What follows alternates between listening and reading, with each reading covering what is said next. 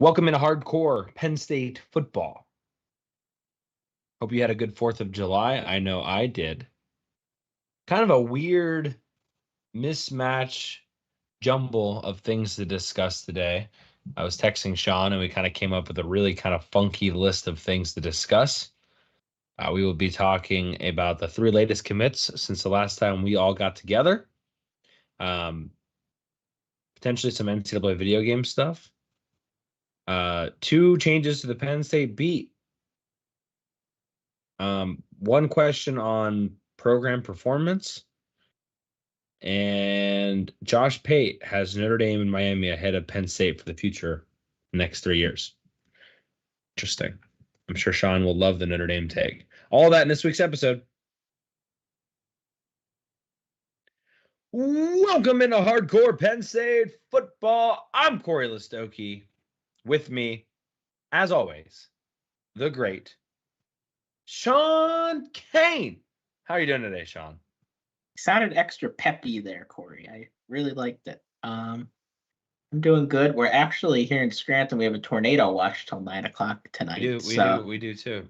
So if you see me evacuate, well, you know what we'll be doing. So, where do you have a safe place to go? We do. Our apartment building does have a basement, so we would just round up the cat, run in the basement. I always thought about that. So when I lived in Auburn, obviously tornado central down there, and they had like special places, a lot of trailer parks there. So they had special places for the people in trailer parks to go. And I'm just wondering, like the hodgepodge of different animals all hanging out together. Those can't possibly end well. You got cats, you got dogs, you got reptilians, and you got all sorts of stuff going on there.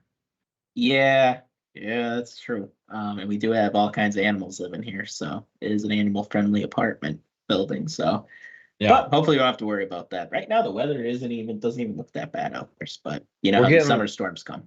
Yeah, we're getting storm, and then we're getting good weather. We're getting storm, then we're getting good weather. So I'm sure that's coming your direction. Yep. Sean, weird show tonight, as I mentioned in the intro. If you haven't already, make sure you have liked this video and subscribed. I think we're like 20 subscriptions away from 4,000. So make sure to go ahead and do that. A lot of weird things going on. I guess I want to plug for the Bloggy first. I helped them put some content together for their latest video about the top players in Penn State history and video games. So I recommend you check that out. That was kind of cool. I got to go back through some old video games and put some content together for them. But weird episode today, Sean. So I think we should always start with recruiting because that's kind of what means the most to people. But then we're going to kind of go in a couple different directions and end the show with some program conversations. And I don't know. We'll see where we end up. Sound good to you? Good. Let's do it. Okay. Yeah, I just want to, I guess, preface this whole summer. John and I were just talking about it's a busy summer, obviously, and don't necessarily feel like our content has been the best it's been. I feel like our shows, when we have our shows, have been great. Obviously, the shows have been a little bit more limited in the summer than we'd like, and we preach no off season, although this year has been slightly an off season. So apologize the best I can for it. Honestly, it's not going to get much better for the next month or so, but it is what it is, and we're not going anywhere. So if that makes you feel any better, we're not disappearing. We're not quite quitting, so don't worry. No quitting us. Sean, recruiting, and this is where I feel like maybe I've dropped the ball the most, but I could have always rely on you. So last time we spoke, Sean, Penn State's picked up 3 commits. One happened, I want to say, that following Thursday or Friday, which we kind of thought was going to happen, and we kind of discussed a smidgen. But that is athlete/wide receiver Jeff Exner Jr. from, of all places, McDonough High School in Maryland. 4-star guy, 6th best player in the state of Maryland. What can you tell us about Jeff Exner Jr. that you didn't maybe tell us 2 weeks ago? Yeah, it's funny when we were going over the guys that committed, Cory and I, Cory reminded me, oh yeah, Jeff Exner, we haven't talked about him yet because I could have swore we talked about him, but we did not. So Jeff Exner is a guy that Penn State has targeted for a long, long time. Like you said, there's done a connection. 6'2", I believe he is over 200. He's over 200 pounds. A guy, the thing with him is, I think the On3 guy said he runs a 4.6, and for his size, that's good. And when he plays, when you go and you watch his tape, he runs faster. It looks like his football speed is there. I will remind everybody. We love football speed. We do, and there's a difference. I remember Allen Robinson's draft stock imploding, not totally imploding, but going to the middle of the late second round because he ran a slow 40. But everybody who watched him knows that he's got fine speed. So that don't matter. So watch the tape. And the tape tells me Jeff Exner is a really good player. I love the way he high points the ball, physical guy. I think On3 24/7 has him listed as an athlete, but he's going to be playing receiver at Penn State. At least that's where he'll start off as, and I think he's going to excel there. So this is a guy that Penn State, in their backyard, a school that they're very familiar with, a position of need. They just had to get him. Like, there are some guys you just need to get in order to make your class successful, and Jeff Exner was one, and they were able to bring him home.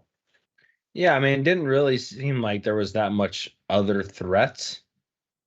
You can correct me if I'm wrong, but didn't seem like there was a bunch of other teams out there that were really, I guess, competing with Penn State for Jeff Exner Jr. No, Penn State was seen as the leader in this one. One disappointment, if we want to get into a guy that I really wish disappointments. Matthew especially Otten. when it comes to wide receiver around here. Yeah, Matthew Otten. He would probably beat out his old buddy James Franklin. He's going to Virginia Tech to be a Hope. He really hoping we'd be talking about him today too, but unfortunately we weren't able to reel him in. But more help is on the way too, I believe, at receiver. And Jeff Exner is a good place to start. We'll talk about that in just a second. Way back on YouTube says, "Sup guys," with 2 commas. Not sure if that's like flirting with us, but we appreciate it. Thanks for joining us on the show. That was me back in the AIM chat days.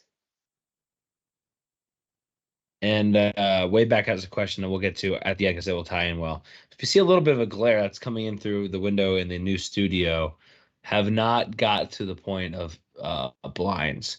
So if you happen to know where I live, which I will not discuss on the show, you can actually get a good look from the. So that is not also a recommendation to try to find me. Yeah, so now I'm going to be studying you the whole time, Cory. I don't think it's really that hard to find somebody anymore if you really wanted to, which is terrifying. I don't know. Well, I guess this would be in order. The next one is the legacy commit. LeVar Arrington Jr. committed sometime around the 4th of July. Honestly, the 4th of July was kind of a blur last week. Don't really know what happened. I was maybe been intoxicated the entire time. Took off that Friday, so it was a hell of a time. But Penn State does land legacy commit linebacker LeVar Arrington Jr. Talked about this jokingly on the show, but hey, going out to California and getting a guy.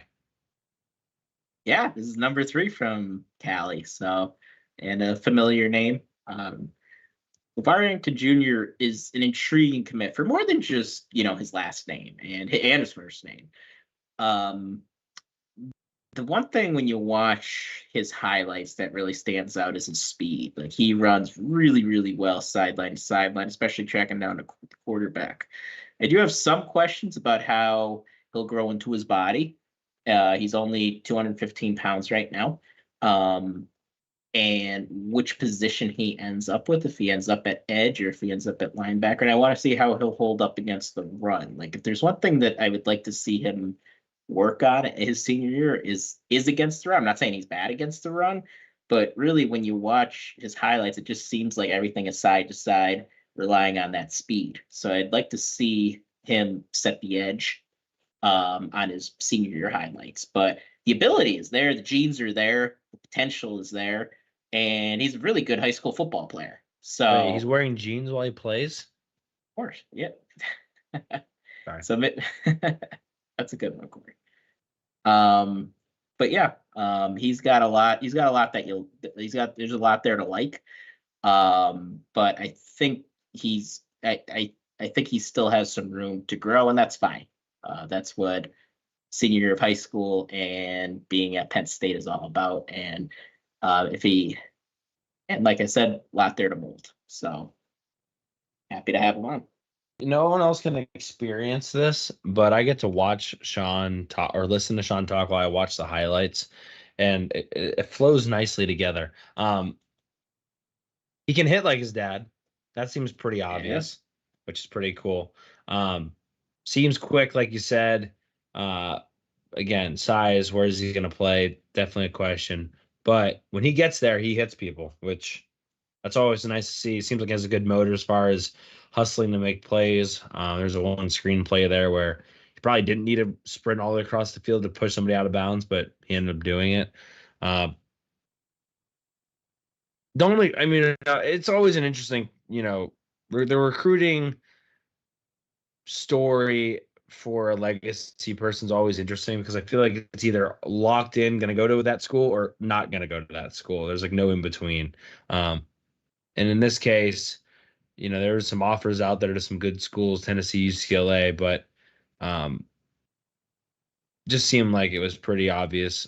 Maybe not right away, but once we hit June, that he was on the board and he was probably going to end up at Penn State. Yeah, it's something I said on last week, and no, it's 2 weeks ago.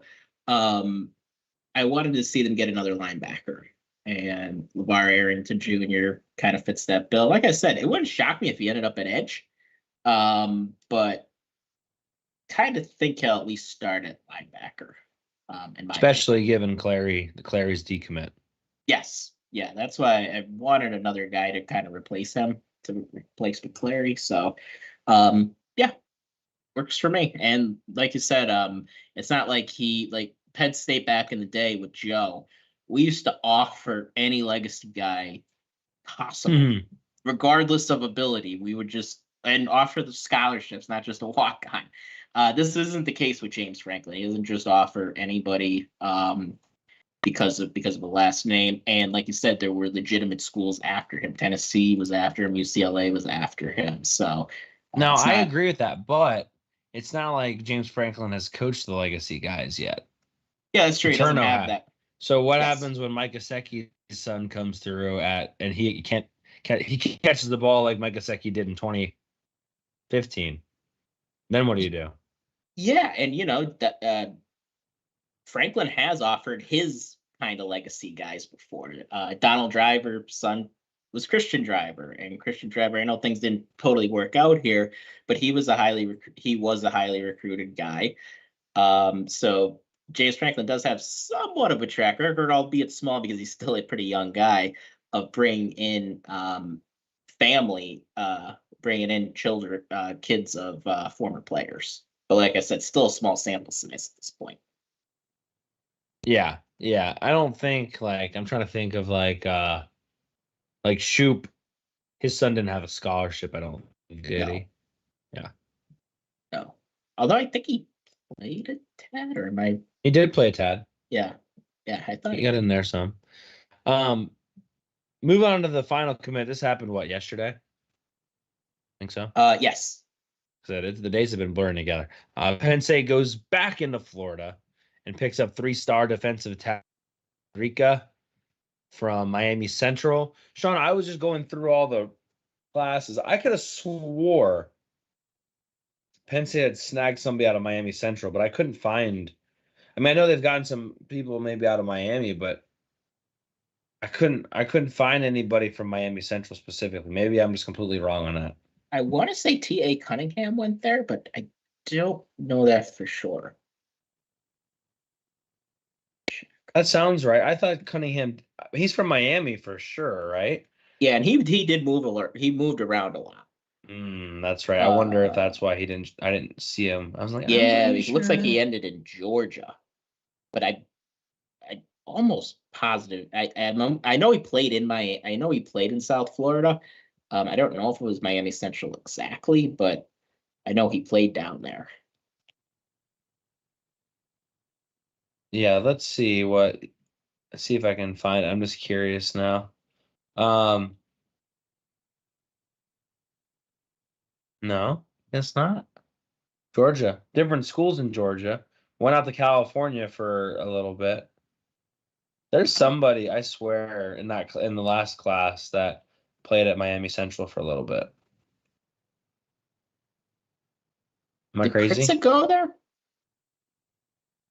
Or like a cup of coffee? I don't know. Yeah. I don't know, but I hear what you're saying. Because it does sound like a familiar school. So somebody can let us know on YouTube. That'd be. Yeah. But yeah, Penn State, Randy Adarica. Interesting prospect because seems a little polarizing in the recruiting services. 24/7 has him as rather rather I don't Found even it. You're right. what Teammate of former Penn State quarterback commit Beckham Kritska. there you go. Thank you. I knew there was a connection there somewhere. Yep. Yeah. So there you go on that.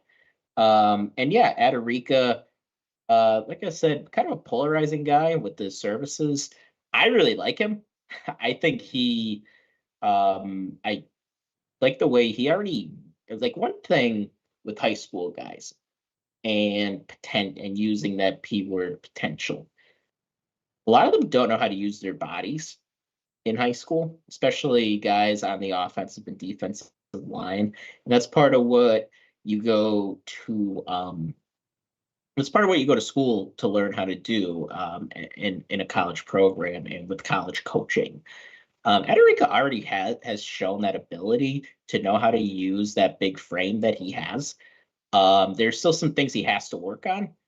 Maybe getting a little quicker, using more speed moves. But overall, he's a very, very physical football player. And you do see a lot. You do see some of that explosiveness already. So I really like this guy. I think he's very underrated by 24/7. And of course, he is seen as a 4-star guy by On3, so we recognize him as a 4-star guy here Nice, good catch. Good catch. at Hardcore Penn State Football. So that's what we're going to recognize him as, and he plays like a 4-star guy. So and then you look at the schools that we went up against. Miami was heavily involved with him, as was USC. So those are two that USC will be playing USC this year, and Miami has been a school that we've competed against for a few years now for recruits. So happy to bring them up here, and yeah, I'm pretty excited about this kid. Like I know it's already been discussed, like what under the radar guy are we most excited about? I think Adarica is a big contender for me. Interesting. Sean, see, like I feel like sometimes people think we always say that, but I feel like that had a little bit more of a excitement than say some other guys. Yeah. Yeah. Like one thing that I never want to do on here is poop on any recruit because first off, they don't deserve it. They wouldn't get an offer if they were bad players. And it's just in poor form. But like there's some guys, yes, that you're just more excited about than others. And Adarica is one of those guys. Okay. Fair enough. First defensive tackle in the class. Also, I did get clarification from way back. He says here on YouTube that for clarity, not flirting, that was just a typo as far as the commas. So that's all right. we're not getting flirted with. We've yet to have that happen on the show. So those too. Yes. Just look at us. I'm surprised by that too, Sean. He did have a question because we got through the 3 commits. He did have a question. Assuming that we get wide receiver Lex Cyrus and Taz Williams, what's your overall opinions on the class so far? So maybe talk about Lex Cyrus and Taz Williams first, and then provide your overall opinions on the class. Yeah, I expect Cyrus, if they were to get those guys. Yeah, I expect them both to come here, which is good news. Yeah, I think there are. I wish we recruited the state better. I think there were a lot of misses that, you really, really wish that we had. I don't say that often. Yeah, but I mean, when you have the top quarterback in the country in your state, you have to be able to reel him in. And if you're not able to do that, yeah, it's gonna knock off some of the luster in the class. Like I said, Matthew Otten, looks like Andrew Olish. He might have already committed to Michigan, actually. He's not coming here. So yeah, there were some misses. However, Olish is a tight end, right? Olish is a tight end, yeah. Yeah, I think he officially did commit. Yeah. So, that's a tough one to lose. Now, has it all been bad? No. There are some really good players in this class, and I think I think there'll be enough to keep Penn State where we're at. Mm. But we all want to go to that higher plane. I don't know if this is I don't think this is the type of class that really could do that for us. If I'm just being completely honest, I think we missed out on too many guys that I felt like we had to bring in. But like I said, it's a good class. We're always going to have good recruiting classes here with James Franklin. Even with all the NIL stuff, we're always going to recruit well because that's just who James Franklin is. But I wish it was a little better.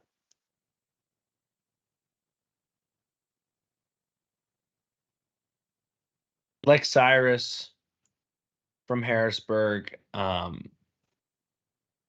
Seems like maybe South Carolina's still in the mix a little bit there. He visited on June 7th. 5'10",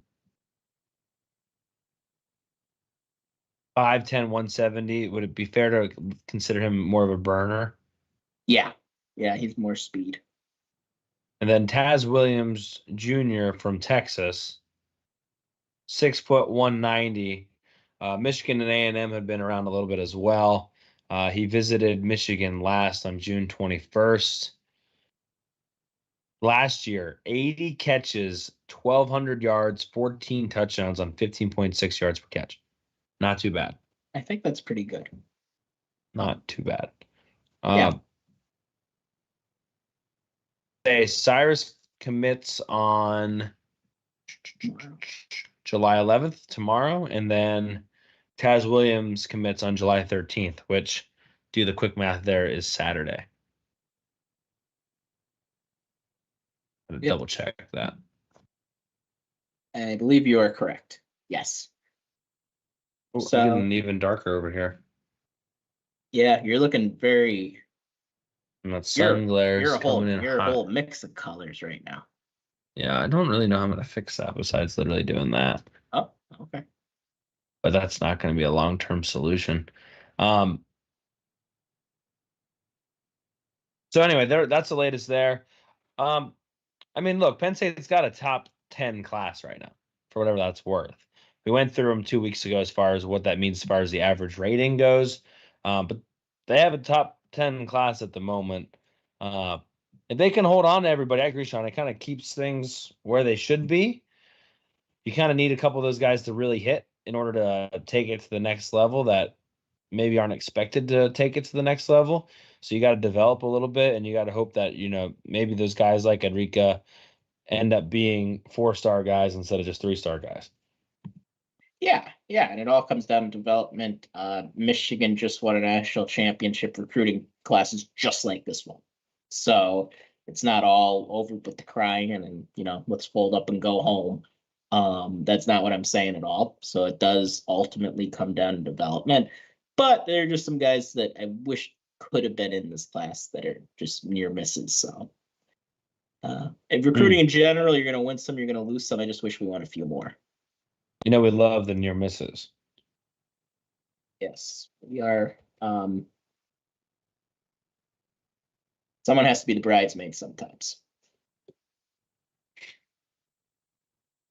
Yeah. All right. Well, that kind of wraps up the recruiting side of things. Can have fun the rest of the show now. So we got already our quota for talking wide receivers, so we're good there. I want to talk about the Penn State beat changing next. Long-time listener to the show.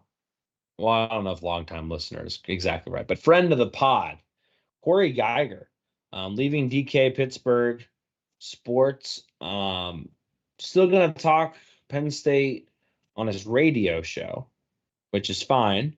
I don't necessarily think, not that he really showed up to like the Tuesday press conferences anyway, but I don't think he's necessarily going to be covering Penn State. Will he always have opinions about Penn State? Yes, but I don't think he'll be technically covering Penn State anymore.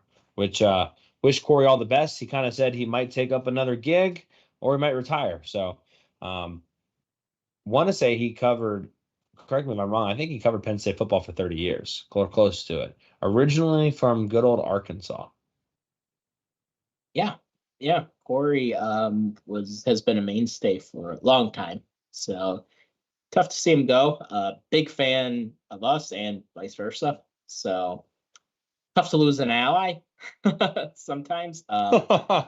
He had maybe the clip of the year last year at the press conferences, maybe one of the clips of the year in all of college football, with the whole chuck it deep thing, but although he never said chuck it deep. He's always been a guy to ask provocative questions, which I've always respected. You know, he's not somebody who, like, I'm sure, I don't know this for a fact, but typically straight shooters tend not always to have the greatest access, and they kind of trade that they trade not having that access for kind of speaking the truth. And look, sometimes I would agree with Cory. Sometimes I would totally disagree with Cory. And this is going back before we even had the pod. I knew of Cory Geiger and I would read his stuff. But you always felt like he was giving it to you straight from the way he thought. So that's something I'll always respect about him. So, and he'll be fine wherever he ends up. I know, we said that he's going to be doing his radio show there. If that's something he chooses to continue to do, he'll be fine. Tough to lose him on the beat. I love the way you said that. Tough to lose an ally. I mean, friend of the pod, Cory Geiger. Thank you.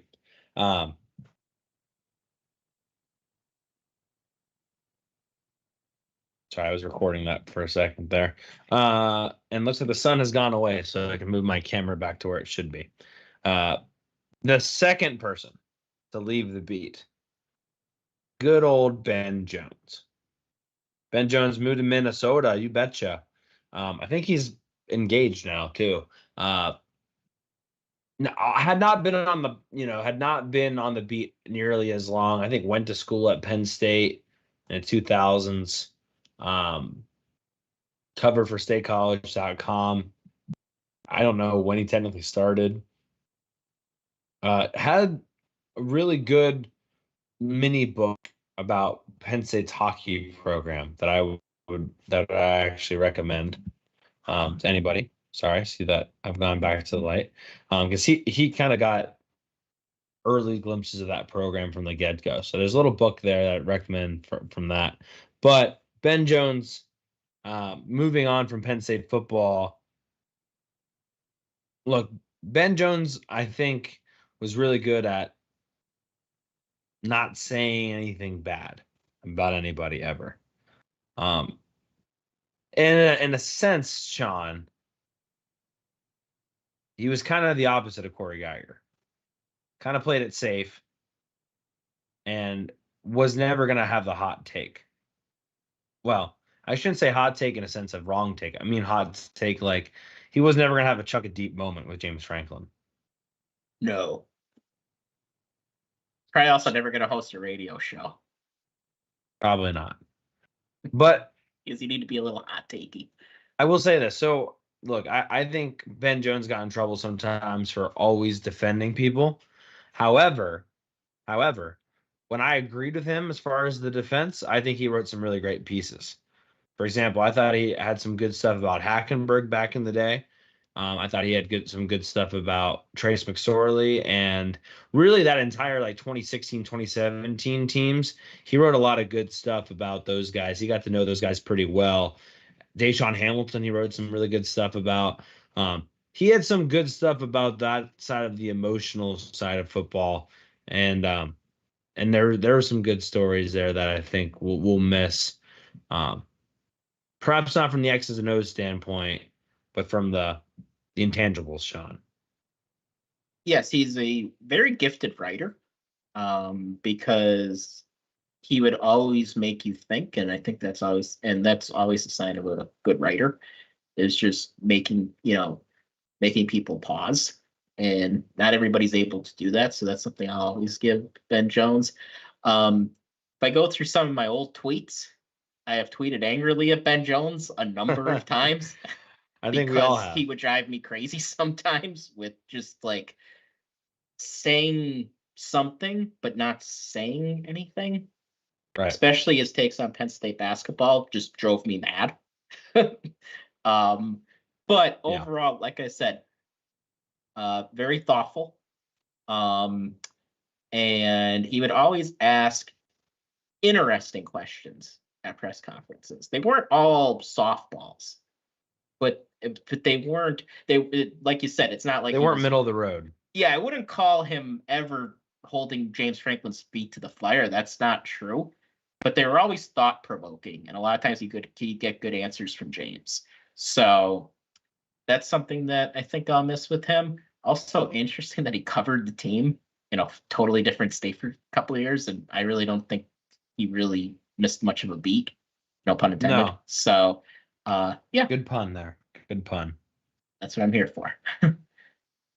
So anyway, there's our in memoriam, so to speak. Curious how that ends up shaping up. I mean, someone from statecollege.com, they already have Portman over there, but he works for statecollege.com. Yeah, he has one or two pieces. Oh, I didn't know that. I don't think he did like the same. Like, I don't think he always was traveling, but did some stuff. But curious what happens there. Sean, are you going to buy the NCAA video game as soon as it comes out, or what are your thoughts there? Well, there's a slight issue I have. I don't own a PS5. Yeah, I don't either. Yeah, that's kind of my problem right now. And Cory and I are in the same boat in this respect. We both have weddings coming up. And yeah, sometimes paying $450 for a video game console plus another $70 for the video game just seems like something that could wait. I actually talked to my fiance about it, and she gave me the old, well, I mean, you could, which means don't, to everybody who's in a relationship. So it's probably something that I'm going to get next year, probably the 26 game. Wow, you're going to wait that long? Maybe. I was thinking about just waiting until like maybe after the wedding, and I don't even know if I'll be able to do that. And you know something? If there are good Black Friday deals, I might just bite the bullet and get it.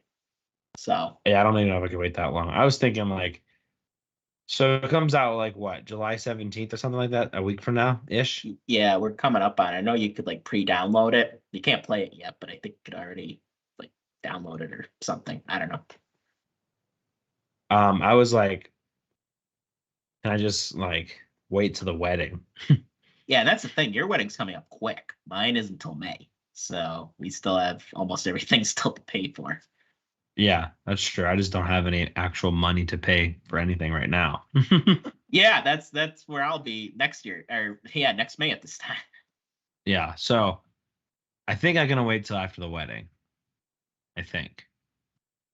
I don't think I can wait much longer in August. I just don't think that's possible. I know once I get the game, I'm not gonna do anything.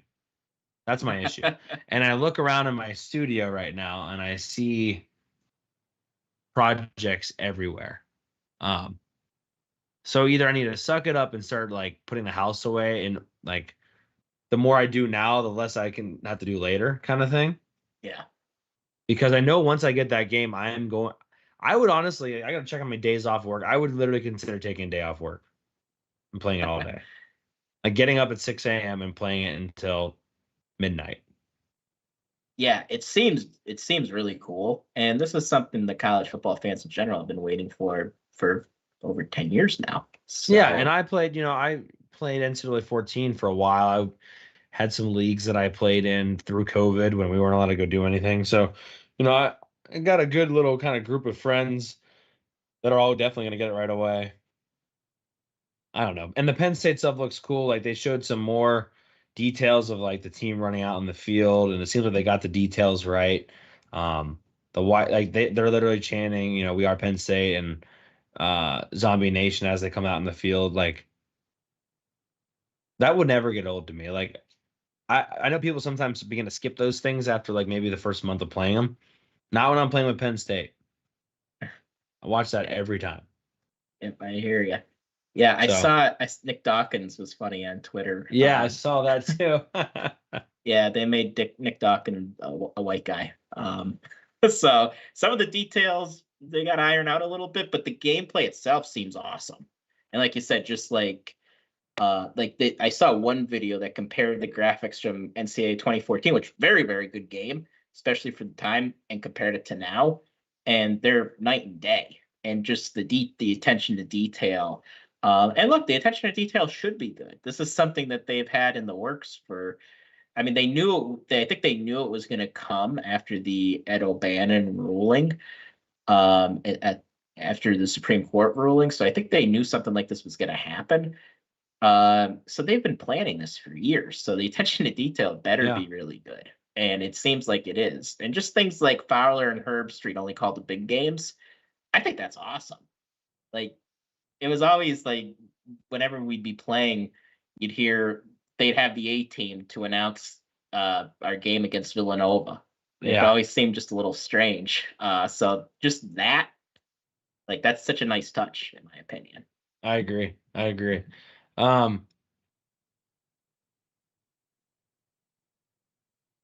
Wayback says, did you guys see the statement from Rich Clark from the College Football Playoff Selection Committee about some of the criteria for picking home playoff games in a first round?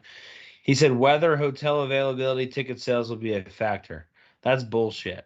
I have not seen this. I'm actually online looking for this right now. Yeah, I would agree with you. But he's replaced Bill Hancock as the director of the playoff. Yeah, if we're a 6 seed and Bama's an 11 seed, well, they got to come up here. Period.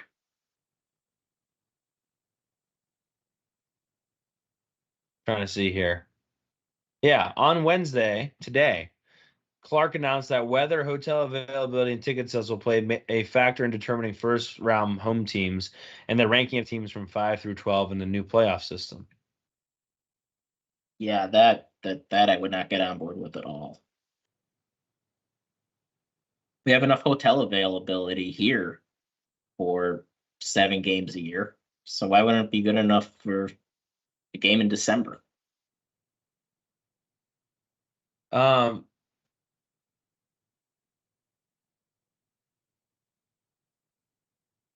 trying to see if Josh Pate had a take on this, because I'm very curious what he would have to say about this. Well, I would hope that he would be a principled and not be an SEC homer. And I actually think he would be principled on this. I'm tweeting at him right now. I think it's crap. I don't exactly know what he even means by it, to be honest with you. Yeah, if it's true, not good. No. I mean, what are you expecting? We're just a kick in the nuts every time you hear anything national news about college football. Yeah, but because that's part of then don't even let us host games then. Then just play it at the bowl sites. If you're not going to do it right. If you're a 5 seed and you're Northern Illinois, you have every right to host a game. Sure, of course. And imagine if you are what? So what, 5, 6, 7, 8 hosts? Imagine if you're on that 8-9 bubble and you're Northern Illinois. You can forget about it. Yeah. They're not going to put you 8 and Alabama 9, even if you deserve it. Yeah, and look, they're going to put they can put the screws to us too. Like if we're an 8-9 and it's us versus Miami. I think this honestly benefits Penn State most of the time, because I think people want and people will pay to watch Penn State play a home game versus most teams. Yeah, but if they're taking into account weather and hotel availability, well, the weather one, the Southerners are gonna kick and scream about coming up here. The weather, yes. I don't think hotels is gonna be an issue. but atmosphere, and I guess they didn't say atmosphere of the stadium, but like I just feel like Penn State's better than a Miami. Besides the weather, again, Oh, for sure. Don't know how much they put on weather, but I don't think that's enough. I feel like you almost have to have the perfect storm to hit, no pun intended, to really knock out Penn State. I hope so. I'd hope so. Because yeah, I mean the atmosphere is gonna be awesome up here. Like you said, compared to a place like Miami where the campus is like 30 miles away from the school. Right. Yeah, that's night and day. All right. Well, one of the last things I wanted to talk about today was there was a graph that I tweeted from College Football Report, and it was a relationship between recruiting and winning from 2014 to 2023. So on the y-axis, there was average number of wins the last 10 years, and on the x-axis, it was average rank of recruiting class the last 10 years. So if you're visually looking at that, your top left would be your elite with elite talent. Your bottom right would be bad with less talent, which we'd expect. Your top right would be winning with less talent, and your bottom left would be losing with more talent. So, kind of an interesting graph. Everyone kind of falls where you'd expect to for the most part. So, you've got Kansas on the bottom right, obviously bad, and they don't have a lot of talent. You've got Alabama, Clemson, Ohio State, and Georgia in the top left. So, they're elite with elite talent. And then everyone else in between. Kansas State, Iowa, Wisconsin, Utah, Minnesota, they all kind of fit in that top right relatively as far as winning with less talent. Iowa probably being the best as far as one of the worst recruiting classes, but still achieving 9 wins per year. And then again, bottom left are teams with that lose with more talent. So there, it's an interesting one. You got A&M, you've got Texas, Florida, Auburn, USC, Florida State, Tennessee, Miami. They're all really, really close there. And there's some other ones in there. Maryland a little bit further down, with maybe a couple less wins, but less recruiting classes. Same with Nebraska, Arkansas, South Carolina, etc. But then there's like an interesting kind of group of teams that are above that kind of group of lose with more talent, but they're substantially below the elite. And that is Oklahoma, Michigan, Notre Dame, Penn State, Oregon, and LSU. And LSU honestly actually is a little bit more of losing with more talent. They averaged a top 10 recruiting class the last 10 years and only have 9 wins. Meanwhile, Penn State and Oregon also averaging 9 wins. Their average recruiting class is 15. So I guess my point here, and Sean, and again, we retweeted this. Hopefully, I did a decent job illustrating that. The point here is like Penn State is not in the group of losing with more talent. They're obviously 2 wins away from really being in the elite category either. However, it's important to note there is not a single elite team to the right of Penn State. And what I mean by that is in order to be in that elite category, you need to average roughly a 10 to 11 recruiting class over the last 10 years. And Penn State's at 15. So you want to talk about almost being there but not being there? Penn State is in that category for pretty much that exact reason. Just not quite recruiting high enough to be in that category. Again, Michigan, 9.5 wins. I know they won a title. They're even recruiting just slightly behind Clemson at like 11 or 12, and they won a championship. You could actually draw a championship line, Sean, from like average recruiting class of like 12 and to the left, and it would separate Penn State and Oregon. And you have in that class a lot of teams that would be in the college football playoff a lot. Oklahoma, Notre Dame, LSU, Clemson, Ohio State, Georgia, and Alabama.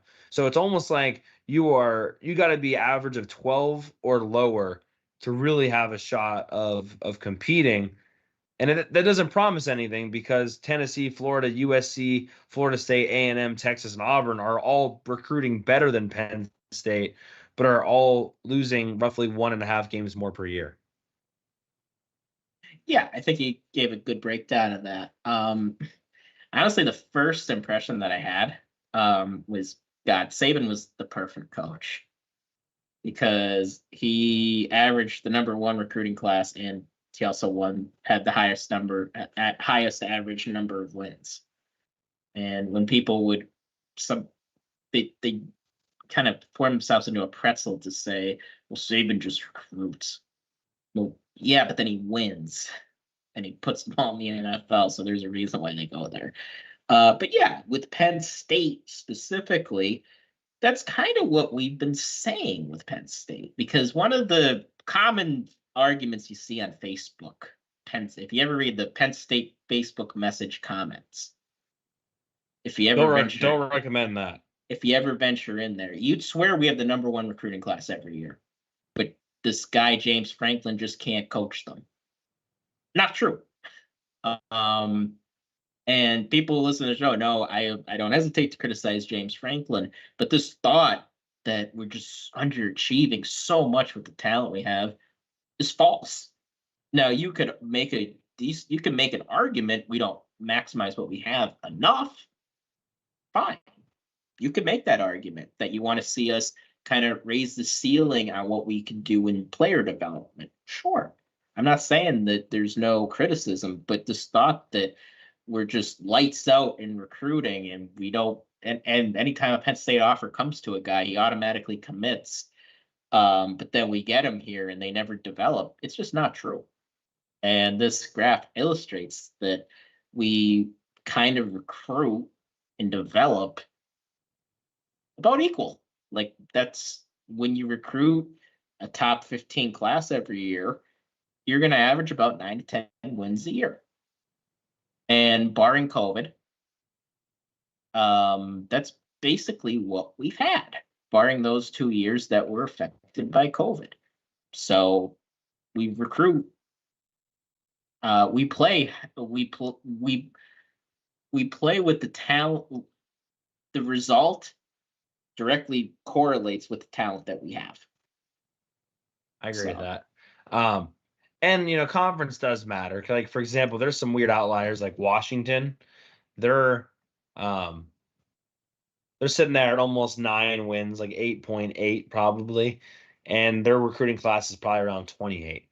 But again, are they playing the Big Ten East every year? TCU is kind of in that same camp. They're kind of the weird ones.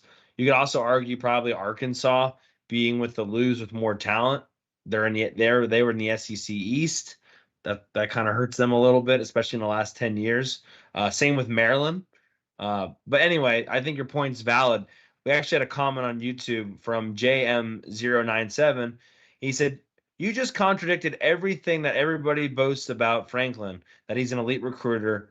You just admit he's not an elite recruiter." Well, Sean, let me ask you this. I don't know what an elite recruiter necessarily is. Is Penn State recruiting at an elite level? No. However, is it fair to compare Penn State to Alabama and Ohio State as far as they're equal and either you can recruit at their level or you can't, and that makes you an elite recruiter? I don't think so. You can be an excellent recruiter and not have all the resources and also not be in the same geographic location and achieve the same results as somebody else. It's just not going to happen. So my question is, Sean, is James Franklin an elite recruiter?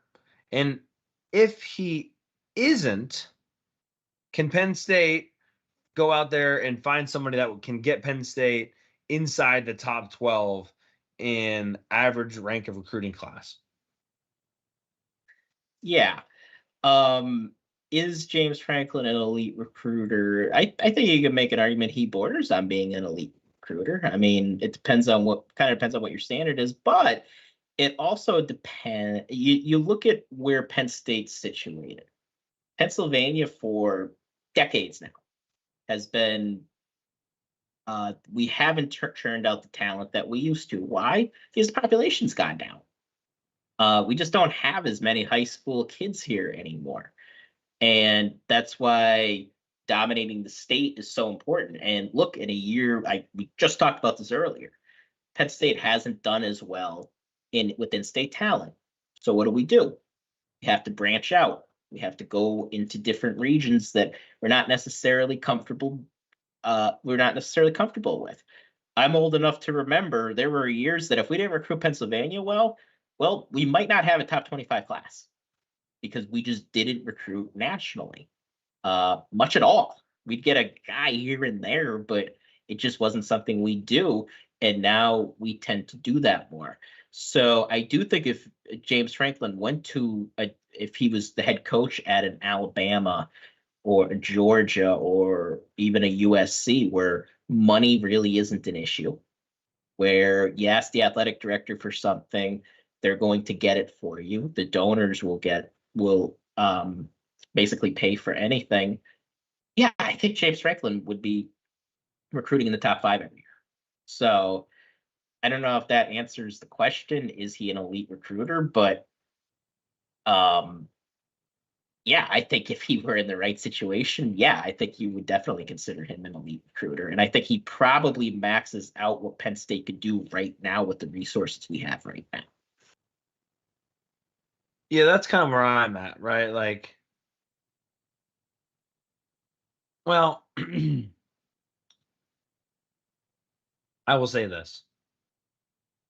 If Penn State can win a couple more games, find a way, I do think he can raise the ceiling a little bit more than what it is. Based off of what he's done on the field, I think Franklin has reached his ceiling in recruiting. I think it's about top 14, top 15. I do think there is opportunity to raise that ceiling. I think Penn State can get to about top 10 classes on average over a 10-year scheme. Again, I think COVID's a good point because that definitely brought the recruiting class down a little bit. But even then, they wouldn't. Who knows if that would have made the difference? Maybe it does, maybe it doesn't. I guess my point is, it's going to take what Franklin needs to improve on the field in order for him to recruit better off the field. And even then, you're only potentially looking at maybe average of 3-4 spots, if that. End of the day, Penn State's never going to be, and we've said this on the show many, many times. Penn State's never going to recruit the same level as Ohio State. Just never going to happen. It's not, ever. You're not going to recruit to the same level as Ohio State. Even if you would win a national championship. Or my favorite thing was if you just made the playoff, it was going to magically make things better. Look at Michigan State. Like, that doesn't help anything on its own in a vacuum. You've got to be able to string around good seasons, which Penn State's been able to do, and sprinkle in great seasons. And it's so fickle, right? It doesn't take much for it to be ruined. You can ask Oklahoma about that. You can ask LSU about that. And so Franklin's done a good job with stability. But in order to take that next step, I don't think the recruiting can get better until they find a way to win just one more game on the field. That's it. In any given year, if they would have won one more game, things could be looking a lot different. And that's going all the way back to 2016. Yeah, and yeah, winning helps. Winning cures everything. And like take Michigan for example. This program I'm always comparing Penn State to because I think especially prior to the last 3 years we were so similar to, and then they took their next step. And I remember just a few months ago people were like, Michigan's not getting any recruits, they're in trouble. Well, the recruits have come and I think they've either passed Penn State or they're right there nipping at Penn State's heels, and they've beaten us on the recruiting trail a few times. So yeah, winning definitely leads to a higher ceiling. And it also, like, one of the things that I mentioned too is NIL and money. I think one of the problems right now that we're having with fundraising is people just don't really trust James Franklin to take us to the next step. And they have higher expectations. Some people have wildly high expectations, but everybody's expectations are different. And for a lot of people, I don't think James Franklin's approval rating is all that high right now among the fan base. I think it's fine, but I don't think it's all that high. And that's going to discourage people from donating. So, but if you win, the money's going to roll in. If you're winning, you win. JRM responds, I respect the guy on the right, you, Sean, to finally admitting Penn State is not a top program like everyone makes them out to be. I don't know if you're new here, but we haven't changed our minds 2 years now. Yeah, but we appreciate it. Wayback responds, you nailed it. Franklin recruits just as well as he can with the resources and buy-in from the university he has, but on a national level, it's not at an elite level. Yeah, and again, they got to win more in order, I think, to get anywhere closer. I think with the amount of winning that they have done, this is as good as they're going to be able to recruit. And you have to look at those 2016 and 2017 seasons. I hate to pull that and rip at the scab, but they had decent recruiting classes leading up to that. They hit on a generation talent in Saquon Barkley, and they hit on a quarterback that wasn't afraid to be in the moment and, for better or worse, throw the ball around. And they had a legitimate shot of winning games in 2016, 2017, and maybe even in 2018 that could have maybe raised that ceiling in the recruiting world. And they didn't do it. And then COVID happened, and it didn't help as far as recruiting goes, and we kind of hit that lull. And yeah, I think we've recovered from that lull since, but I don't think we've gotten back to the 2016, 2017 of really being on the precipice of playing for a national championship. Have we had some really good teams? Yes. And maybe it's just strictly the quarterback play. Maybe it's the lack of Saquon Barkley. I don't necessarily think we've been as close as maybe having a 2-score lead in Columbus in 2017.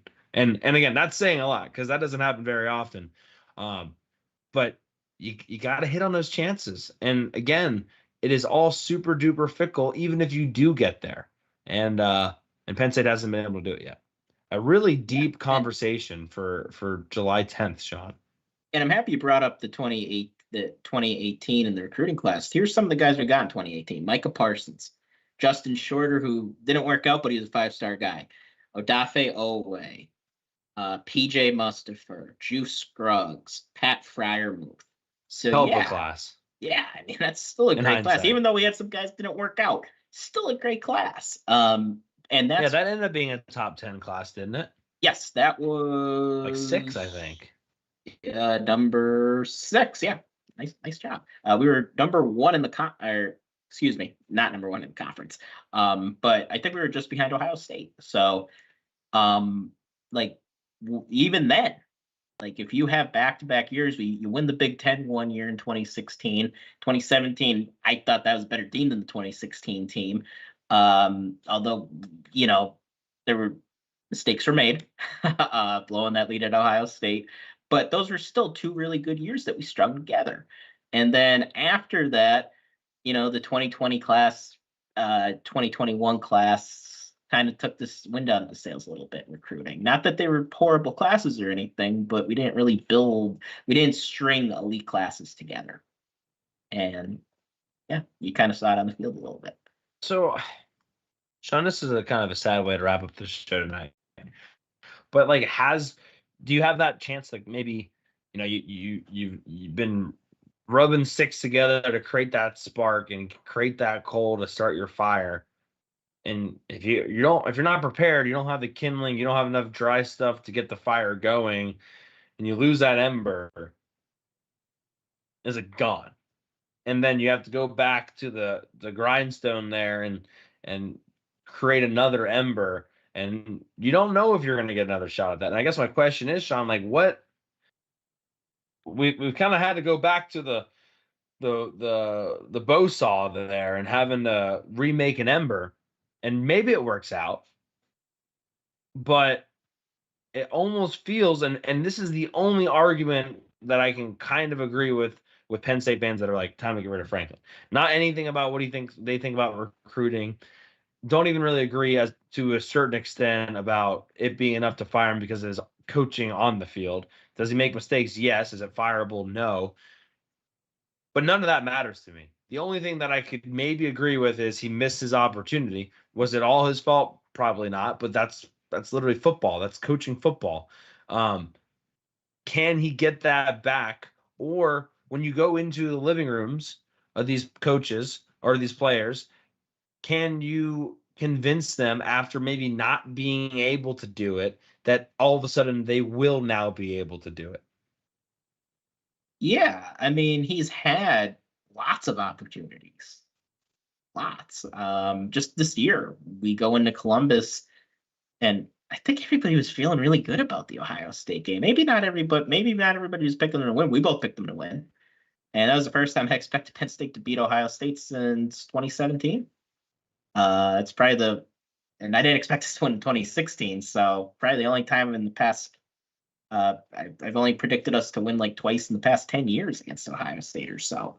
So, and we lost, and then they lost against Michigan. And albeit I think Michigan was a better team, you just wanted to see them maybe steal one for once, and they just couldn't do it. And that's been kind of the story of James Franklin. He'll beat all the teams he's supposed to beat, and that's great. And you don't really want to get upset, but you just want to see them for once, just kind of elevate themselves for one day and win. Like, for example, I thought Oregon was a much better team than Washington last year, and they lost them twice. And I thought Oregon was the second best team in the entire country last year. And they lost to a Washington team who I thought was really good, but not as good as Oregon. And you're just like, when are we going to have one of those moments? We did in 2016, beating Ohio State, who talent-wise was a bit better than Penn State, but we really haven't had that since. So, yeah, I mean, I just think your point about the opportunities, he's had them and just not taken advantage. But all it takes is once. Like the guy who just won the Stanley Cup, his name escapes me, the coach for the Panthers. He had been a coach for 25 years and was always seen as a good hockey coach, but he'd never won the cup. And then he finally did it. So sometimes it just happens. And if you get there enough, you have competitive teams enough times, something, eventually you think the law of averages, things will fall your way. And I'm hoping that that's what happens here with James Franklin. Yeah, the law of averages, I agree with. I think for Penn State to get there, it's going to take a quarterback. Just is, right? If you're going to kind of sneak into the playoff, which I guess not as much sneaking in now as it used to be, but if you're going to be kind of on the back end of that recruiting class threshold, whether you use an average recruiting class or you use the blue chip ratio, if you're going to be on the end of that spectrum, you're going to have quarterback play that can make up for it. Yeah. Look at Clemson with Trevor Lawrence, with Deshaun Watson, and without. Yeah. It's not totally night and day. And look what Georgia's been able to do without maybe any memorable quarterbacks.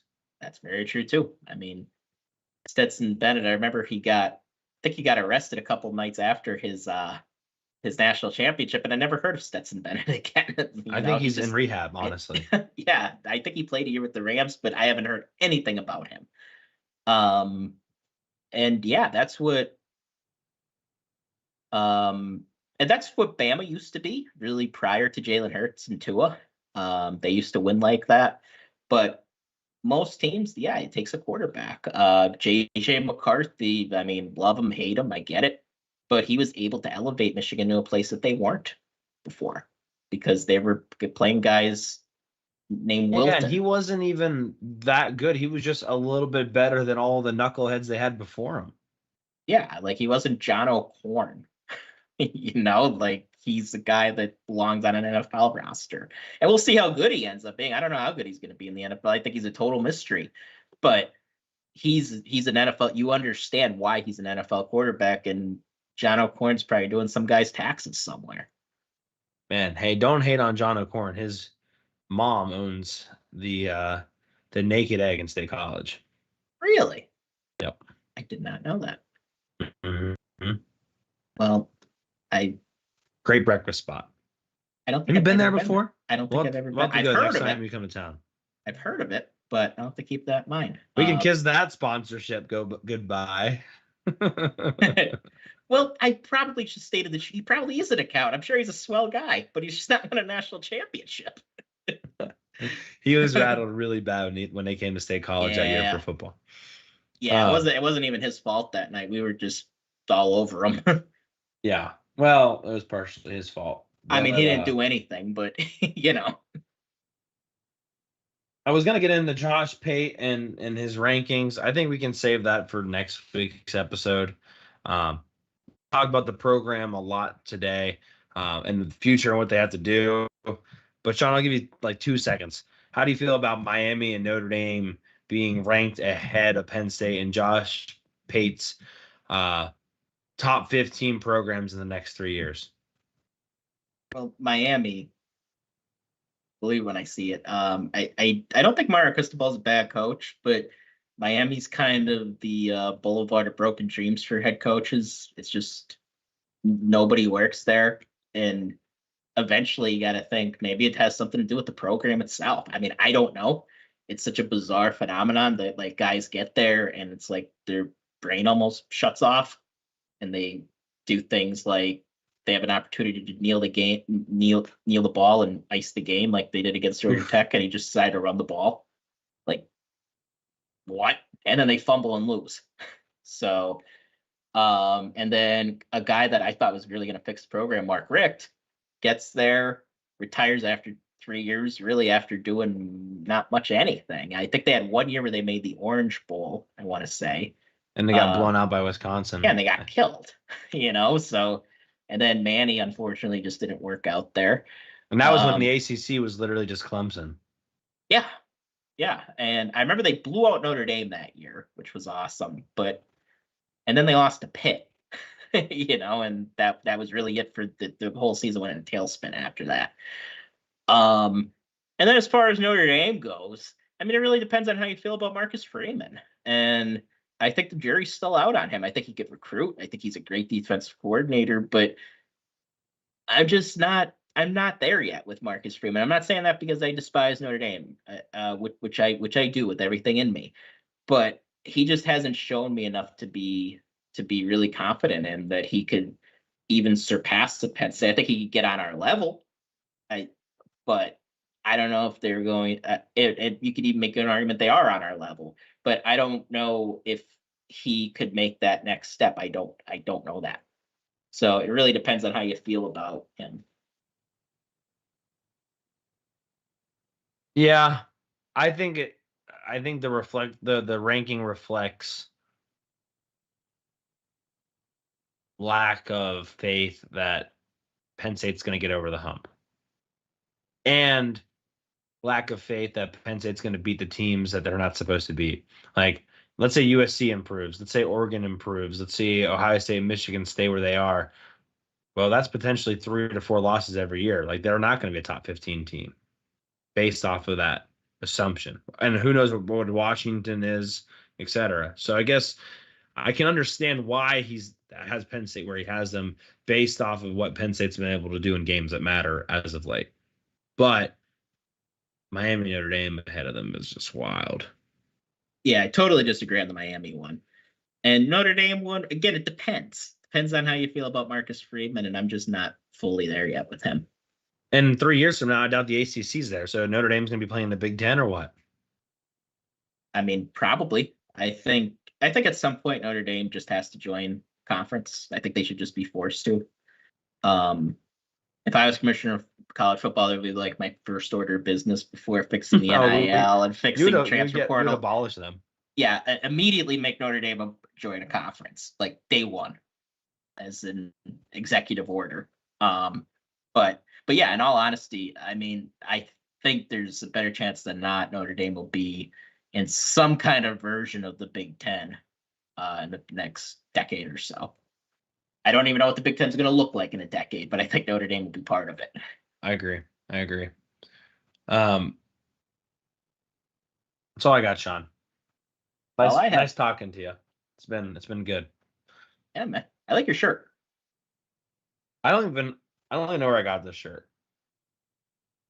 Looks like Penn State. It's Nike. I know that. They probably wasn't Penn State giveaway shirt then. I think Gramps probably honestly gave it to me. He has so many Penn State shirts. I think I probably stole it off of him. Yeah, I like it. That's honestly where like 90% of my apparel comes from, is from Gramps. Shout out to Gramps. That's awesome. Hey, you've been listening to Hardcore Penn State Football. If you made it this far and you're not subscribed wherever you listen to the show, shame on you. We appreciate you. We'll be back next week, and then I'll be getting married, so won't be having a show on the 24th. Yes, Until next time, that's Sean Kane, who I guess now everybody knows for the first time doesn't think Penn State's a top 5 program. And I'm Cory Lestochi. You've been listening to Hardcore Penn State Football. Thanks, everybody. Have a good night. Have a good night.